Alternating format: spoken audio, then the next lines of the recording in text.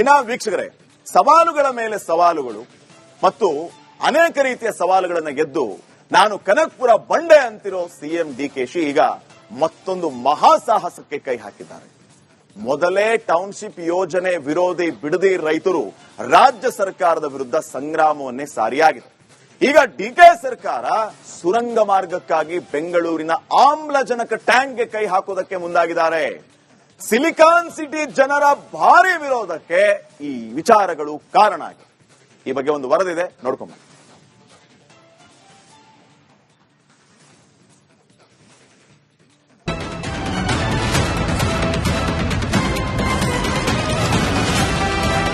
Tunnel road ಎಲ್ಲೆಲ್ಲಿ ಹೋಗುತ್ತೋ ಎಲ್ಲಾ ಕಡೆ ಪಾರ್ಕ್ಗಳನ್ನ, ಪ್ಲೇ ಗ್ರೌಂಡ್ಗಳನ್ನೇ ಸೆಲೆಕ್ಟ್ ಮಾಡಿದ್ದಾರೆ.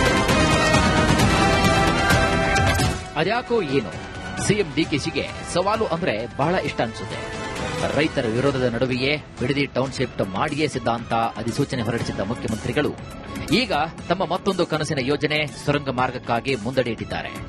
ಮೊನ್ನೆ ನಡೆದಂತಹ ಕ್ಯಾಬಿನೆಟ್ನಲ್ಲಿ ವಿವಾದಿತ ವಿಧೇಯಕಕ್ಕೆ ಅನುಮೋದನೆ ಸಿಕ್ಕಿದ್ದು ಜೆಡಿಎಸ್, ಬಿಜೆಪಿ ಸೇರಿದಂತೆ ಬೆಂಗಳೂರಿನ ಮಂದಿ ಸಿಡಿದೇಳುವಂತೆ ಮಾಡಿದೆ.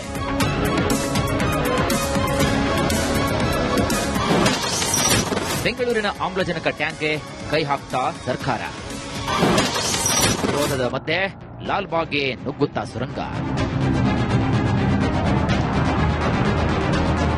ಎಸ್, ಬೆಂಗಳೂರು ಸಿಲಿಕಾನ್ ವ್ಯಾಲಿ ಆಗೋದಕ್ಕೂ ಮುನ್ನ ಗಾರ್ಡನ್ ಸಿಟಿ, ಹಸಿರು ನಗರ ಅನ್ನೋ ಬಿರುದನ್ನ ಹೊಂದಿದ್ದ ಮಹಾನಗರ.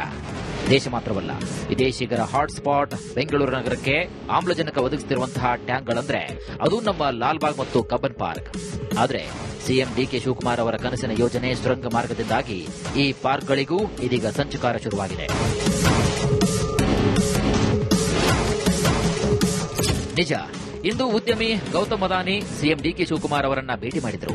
ಮುಖ್ಯಮಂತ್ರಿಗಳೇನೋ ಇದು ಸೌಜನ್ಯದ ಭೇಟಿ ಅಂತ ಮಾತಿಗೆ ಹೇಳ್ತಿದ್ದಾರೆ. ಆದರೆ ಇದರ ಒಳಮರ್ಮವೇ ಬೇರೆ ಇದೆ. ಮೊನ್ನೆ ನಡೆದ ಕ್ಯಾಬಿನೆಟ್ ಸಭೆಯಲ್ಲಿ 1975ರ ಪಾರ್ಕ್ಗಳ ಸಂರಕ್ಷಣೆ ಕಾಯ್ದೆಗೆ ತಿದ್ದುಪಡಿಯನ್ನು ತರಲು ಅನುಮೋದನೆ ನೀಡಲಾಗಿದೆ.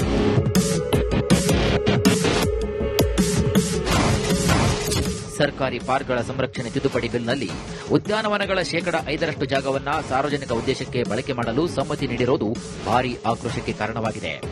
ಅದಾಗಲೇ ಬೆಂಗಳೂರಿನಲ್ಲಿದ್ದಂತಹ ಕೆರೆಗಳನ್ನು ನುಂಗಲಾಗಿದೆ. ಈಗ ಹಸಿರು ಹೊದಿಕೆ ಪಾರ್ಕ್ಗಳ ಮೇಲೂ ಕೂಡ ವಕ್ರದೃಷ್ಟಿ ಬಿತ್ತ ಅನ್ನೋದು ಸಾರ್ವಜನಿಕರ ಆಕ್ರೋಶಕ್ಕೆ ಮತ್ತಷ್ಟು ಕಾರಣವಾಗಿದೆ. ಇಲ್ಲಿ ಮಾಡಲೇಬಾರದು ಯಾವುದೇ ಕಾರಣಕ್ಕೂ.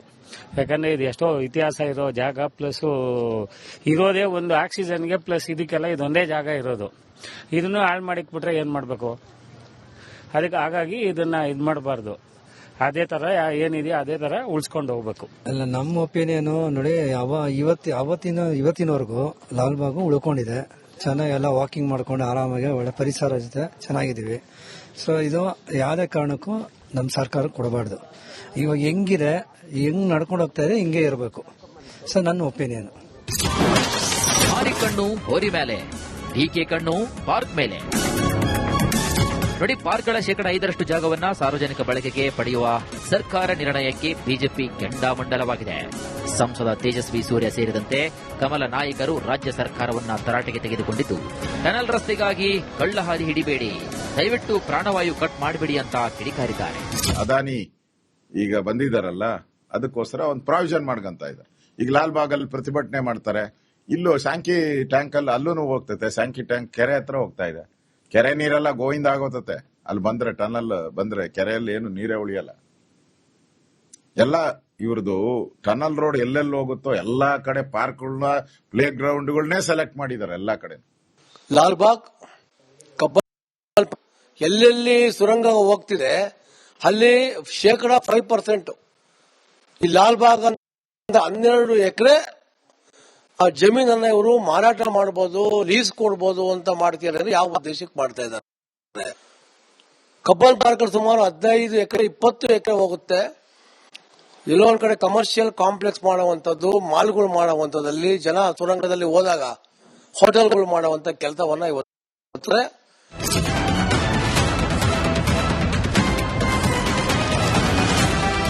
ಒಂದು ಅಭಿವೃದ್ಧಿ ಕೆಲಸಗಳು ಆಗ್ತಾ ಇಲ್ಲ. ಹಣಕಾಸಿನ ಪರಿಸ್ಥಿತಿ ದಿವಾಳಿ ಎತ್ತೋಗಿದೆ. ಇವತ್ತು ಏನ್ ಹೇಳ್ತಾ ಇದ್ದಾರೆ, ಇವತ್ತು ನಾವು ಸುರಂಗ ಮಾರ್ಗ ಮಾಡ್ತೀನಿ ಅಂತಾರ. ಇದರಿಂದ ಏನ್ ಲಾಭ? ಸುರಂಗ ಮಾರ್ಗ ಮಾಡೋದ್ರಿಂದ ಟ್ರಾಫಿಕ್ ಅಲ್ಲ, ರೈಟ್ ಸುರಂಗ ಮಾರ್ಗ ಮಾಡಬೇಕು. ನಿನ್ನ ಆರ್ಥಿಕ ಶಕ್ತಿನೇ, ನಿನ್ನ ಆರ್ಥಿಕ ಸಂಪನ್ಮೂಲ ಇಲ್ಲಾರ್ದಂತ ಟೈಮಲ್ಲಿ ಸುರಂಗ ಮಾರ್ಗ ಮಾಡಿ ಅದರಿಂದ ಕಮಿಷನ್ ಹೊಡಿಯಕ್ಕೆ ಪ್ರಯತ್ನ ಮಾಡ್ತಾ ಇದೀವಿ.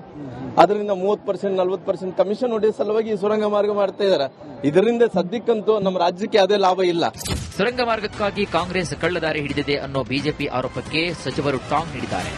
ನಮ್ಮ ಉದ್ದೇಶ ಅಭಿವೃದ್ಧಿಯೇ ವಿನಃ ಖಾಸಗಿ ಕಂಪನಿಗಳಿಗೆ ಲಾಭ ಮಾಡೋದಲ್ಲ ಅಂತ ಟಕ್ಕರ್ ಕೊಟ್ಟಿದ್ದಾರೆ. ಕೆಲವು ಕಡೆ ಮೆಟ್ರೋ ಎಲ್ಲ ಬರ್ಬೇಕಂದ್ರೆ ಅವ್ರಿಗೂ ಕೂಡ ಅವಕಾಶ ಮಾಡಿಕೊಡ್ಬೇಕಲ್ಲ. ಇವಾಗ ಸಿಟಿ ಬೆಳೀತಾ ಇದೆ, ಅಲ್ಲಿ ಕೆಲವು ಕಡೆ ನಮ್ಗೆ ಅವಶ್ಯಕತೆ ಇರ್ತಕ್ಕಂಥ ಮೆಟ್ರೋ ಸ್ಟೇಷನ್ಸ್ ಬೇಕಾಗ್ತದೆ. ಅದನ್ನು ಕೂಡ ನಾವು ಅಟ್ಲೀಸ್ಟ್ ಅಕ್ವೈರ್ ಮಾಡಬೇಕು, ಇಲ್ಲಾಂದ್ರೆ ಇದ್ದಿದ್ದು ಯುಟಿಲೈಸ್ ಮಾಡಬೇಕು ಅಂತ ಒಂದು ರೀತಿಯಿಂದ ಮಾಡ್ತಾ ಇದ್ದೀವಿ. ಆದ್ರೆ ಉದ್ಯಾನಗೆ ನಾವು ಕಡಿವಾಣ ಮಾಡ್ಬೇಕಂತ ಏನು ಮಾಡ್ತಾ ಇಲ್ಲ. ಸಾರ್ವಜನಿಕರಿಗೆ ಉಪಯೋಗಕ್ಕಾಗ ಈಗ ಫಾರ್ ಎಕ್ಸಾಂಪಲ್ ಯಾವುದು bus stand, road, underground metro ಸ್ಟೇಷನ್ಗಳು ಮಾಡಕ್ಕೆ ಅವ್ರಿಗೆ ಇನ್ವಾಲ್ವ್ ಆಗಬೇಕು. Out government purpose. ಪಾರ್ಕ್ಗಳಲ್ಲಿ 5% ಜಾಗ ಬಳಕೆ ನಿರ್ಣಯ ಸಮರ್ಥಿಸಲು ಶಾಸಕ ಅಲ್ಲಮಪ್ರಭು ಪಾಟೀಲ್ ಹೊಸ ವಾದವನ್ನ ಮುಂದಿಟ್ಟಿದ್ದಾರೆ.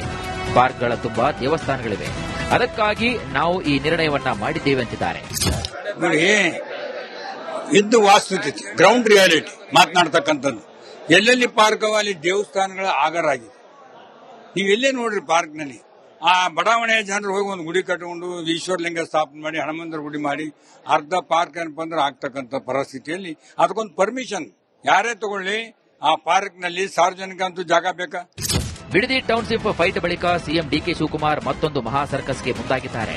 ಭಾರೀ ವಿರೋಧದ ನಡುವೆಯೂ ಕೂಡ ನಾನು ಟೌನ್ಶಿಪ್ ಮಾಡಿಯೇ ಸಿದ್ಧ ಅನ್ನೋ ಬಂಡಿಯ ನಿರ್ಧಾರ ಮಾಡಿದ್ದಾರೆ.